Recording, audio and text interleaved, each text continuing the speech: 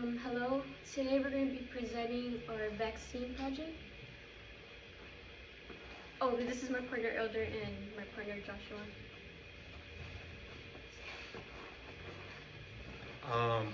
Our presentation will cover the 4 different types of vaccines, how they're made, and how different careers explored throughout vaccines, and the steps in making a vaccine. The history of vaccines. The first vaccine ever made was in 1796 by Edward Jenner, and it was for smallpox. And later on, Louis Pasteur developed technologies for attenuated vaccines. And then vaccines have developed way more over the years. We have way more vaccines now against all types of diseases.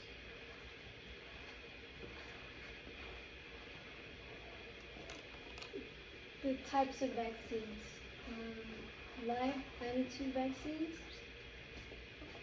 This vaccine that can weaken a bacteria can cause a disease in the body. Toxin vaccines. There are vaccines that use harmful substance in the vaccine that harm the bacteria. Incubated vaccines. It's a vaccine that is used to kill germs that will cause a disease. And subunit conjugate vaccines are like proteins, lipids, and carbohydrates.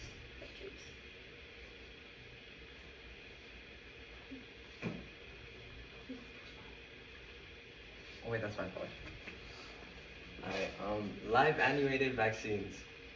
These vaccines generate immune system reactions that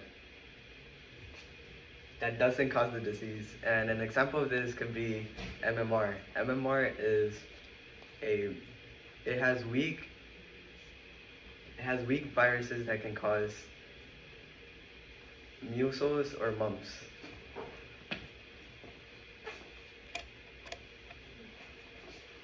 Incubated vaccines. The vaccines are created from incubated or dead bacteria or viruses. Examples: polio vaccines. It is created by deactivating the poliovirus, which is then used to mimic an immune response and help prevent poliovirus infection in the future. Toxicate vaccines are created from toxins that bacteria produce. The vaccine is then made using these inactivated toxins. Instead than targeting the bacteria that cause the toxins, it triggers an immune response against the poison themselves. Example: tetanus vaccine. The bacteria that cause tetanus produce inactivated toxins which are present in it, which can also prevent the dangerous bacterial illness known as tetanus, which damages the nerve system.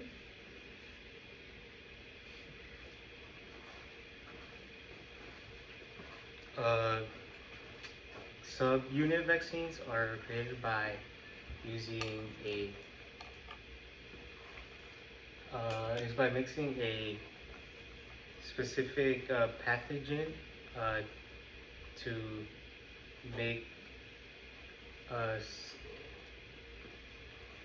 it uses a specific pathogen and a protein to make a booster type shot. It makes the immune system react to the virus again, so it can remember how to fight against it and be more immune towards the disease. An example would be the HIV vaccine. It takes a protein from the HIV vaccine, which then is also paired with a protein. Uh, so it would be like normal protein and then like the protein taken from the HIV vaccine, HIV virus to make a booster shot for it to cure HIV.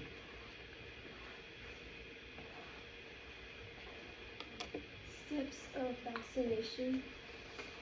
Get all the necessary supplies such as vaccines, gloves, a cotton, a alcohol wipe, and a syringe. Then, verify the vaccination date is correct and not expired. Get everything ready to inject the vaccination into the patient. Pick a spot on the arm and disinfect the area using an alcohol. Insert the vaccination with proper technique. Make sure you discard the vaccination correctly and in the correct bin. Document the vaccine administration in the patient's medical record.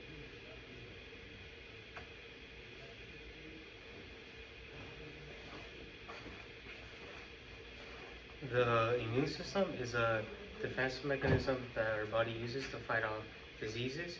Uh, the immune system works um,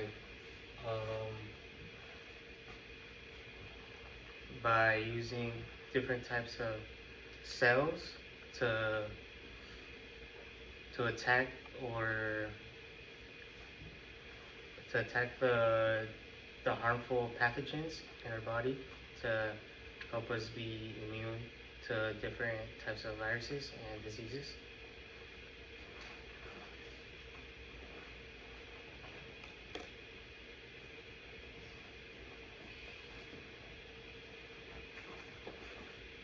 How the immune system works is by the white blood cells first attack the the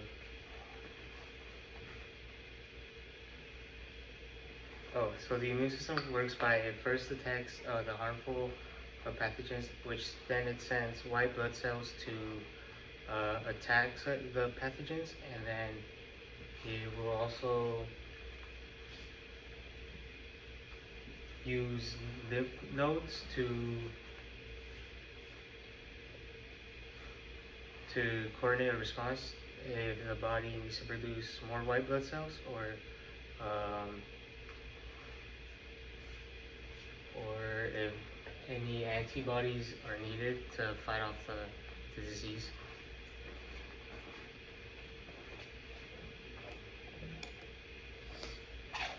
So vaccines effects on the immune system.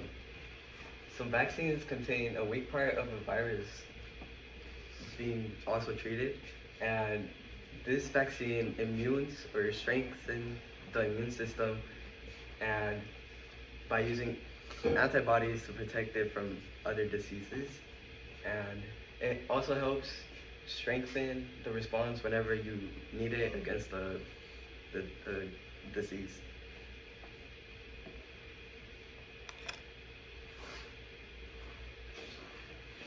How vaccines affect our immune system. Since some vaccines use a strand of the virus, um, it doesn't necessarily cause cause you to have the virus. It instead makes our body um, it,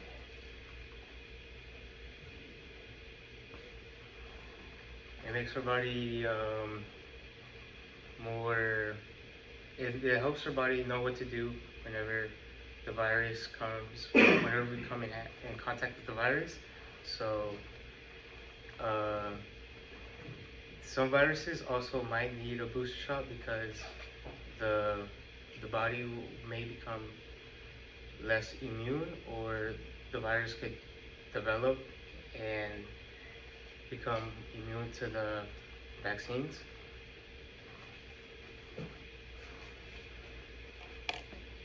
So targeting bacterial viruses or both. What's the vaccines can target either both bacteria and viruses, but they they can do it differently by depending on what the pathogen and how the bacterial vaccines are designed to target the different bacteria. And vaccines target the virus by, depending on the attitude, if it's inactive or if it's active or live, and it's used with the protein subunits or new technologies such as mRNA. And both types of vaccines stimulate the immune system, and it recognizes the pathogens in the vaccines.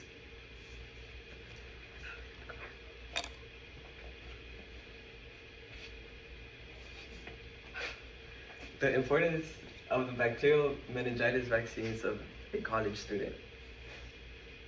Anyone can get meningitis doses, even of the ages 16 through 23. Um, for example, a college freshman may be more likely to have meningitis since there's more people around and can lead to having meningitis since there's more contact with other people. And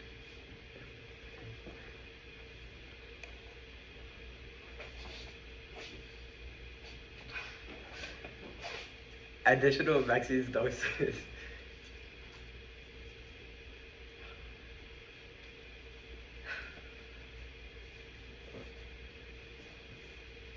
A single dose of vaccines can lead into partial protection, meaning that you won't get as much protection with multiple doses. And whether you take a live attenuated vaccine, meaning it contains weaker bacteria in it, and which also provides a long-lasting dose. And with 2 doses, it could either require 3 in order to last longer or keep the body safer.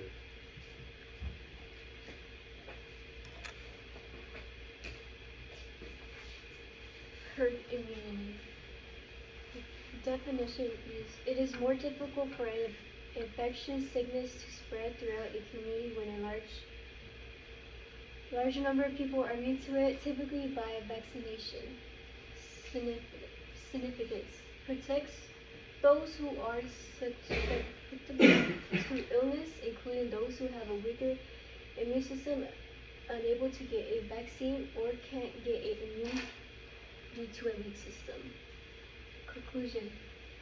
If, for example, 6 out of the 8 people in a friend group are immune to a sickness, the entire group is typically protected, not just the immune members.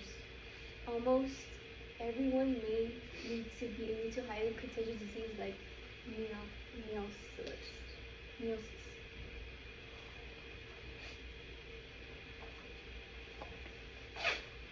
Restriction or laboratory process of vaccine production. Restriction enzymes cut a restriction enzyme, which basically cuts the white ends and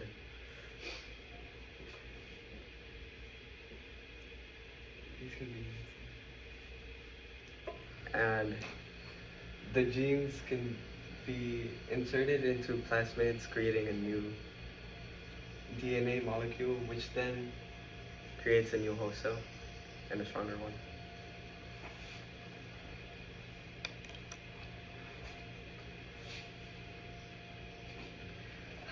Edible vaccines. Some edible vaccines could be from pharmacies or even foods that they provide. Some advantages and disadvantages could be improving in medical care, an autoimmune condition may avoid, and some disadvantages could be it could be hard for people to accept it since it's something new, and can cause allergies or oral tolerance.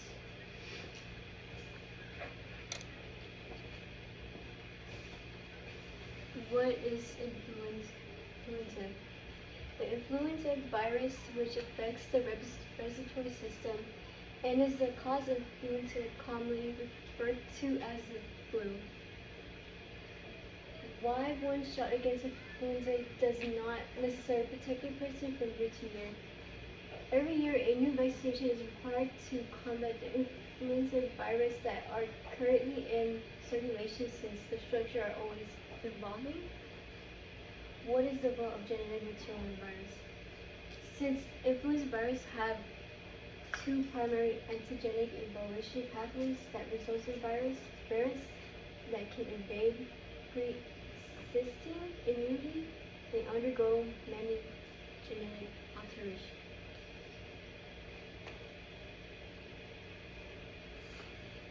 What do epidemiologists do? This is a field that medical doctor that looks into every element that contributes to illness and conditions.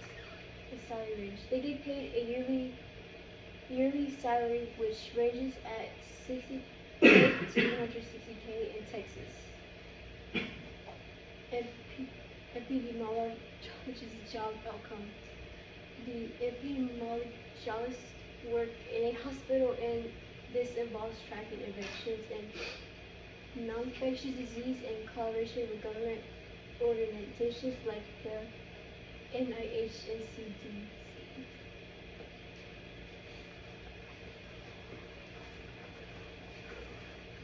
So, in conclusion, vaccines are very important. We need them to protect our health since they're very important to fight off viruses and other types of diseases. And some important stuff throughout the presentation were that in 1796 the first vaccine was made. Also, the four primary types of vaccines are live attenuated, toxoid vaccines, subunit vaccines, and inactivated vaccines. Also, for the human body to be immune to different types of viruses, vaccines are needed, and there's also different types, like an edible vaccine instead of a vaccine that is directly injected to help fight off different viruses and diseases.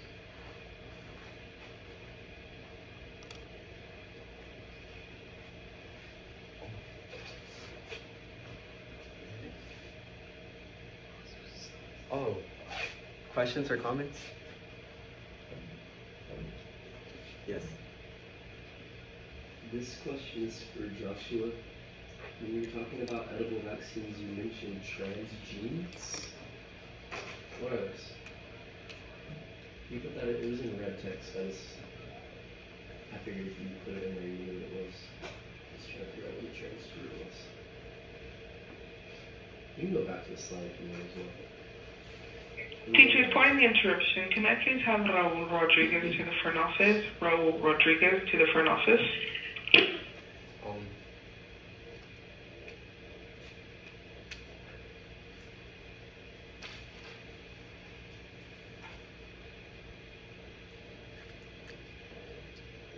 Can I get back to you? Any other questions? Oh, yes. I have a question. This one's for Abigail. Abigail, you talked about influenza on one of the slides you presented. Do you know what the common name is for influenza? What do we call it generally, like in school? Like if someone gets influenza, we say they have the...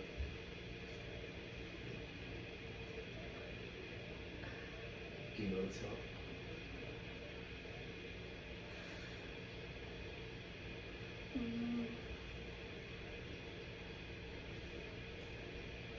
Starts with an F. Oh, she's doing antibiotics. Alright, if someone's sick, what is a sickness? Oh, yeah. flu? Yeah, the flu. So the influenza, everybody uses the flu, right? Okay.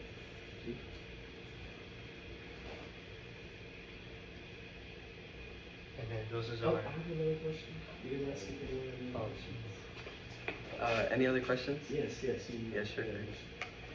Elder, can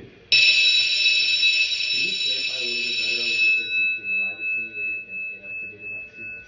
Like if I were just like a general person and you were like, hey, there's two types of vaccines, live attenuated, inactivated, I have no medical background, what would you tell me the difference is?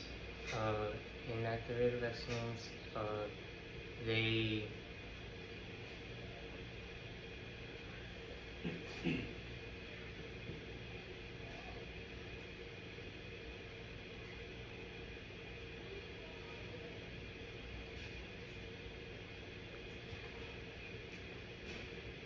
they use dead uh, a dead part of the virus, so our body can mimic a response, so it knows what to do if it sees that virus again. And then Live attenuated? live attenuated is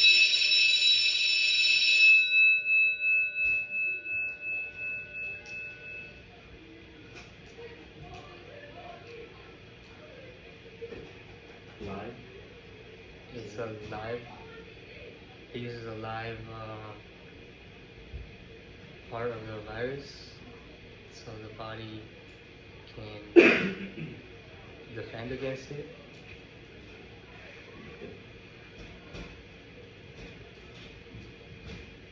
Nobody has a question? Nobody has questions for me?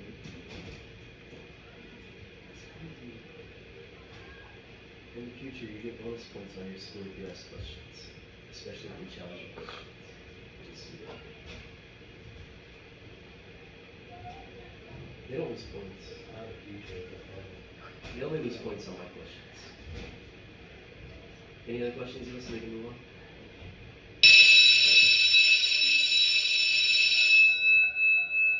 And then and then these are our references that we use throughout our slides.